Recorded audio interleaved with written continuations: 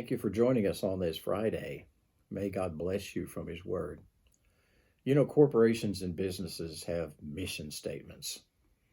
Lots of churches have mission statements. And really, the mission statement for every church ought to be Matthew 28, verses 18 through 20, because it's really what Jesus said the church is supposed to do.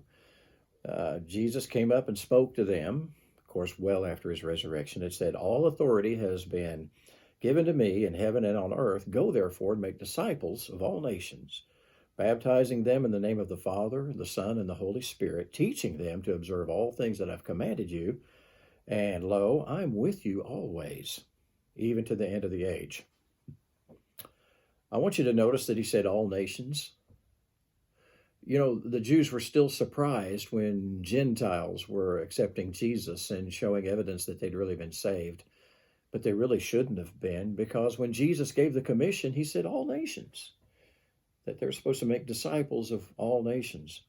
And there's another thing that I want you to notice. In the name of the Father, Son, and the Holy Spirit, one name.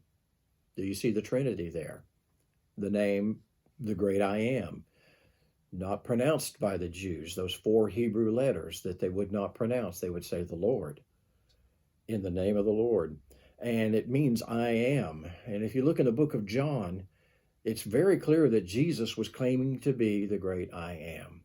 There's one name for the Father, Son, Holy Spirit, the Trinity God, the great I am. But then there's one more thing about this passage that I want us to notice.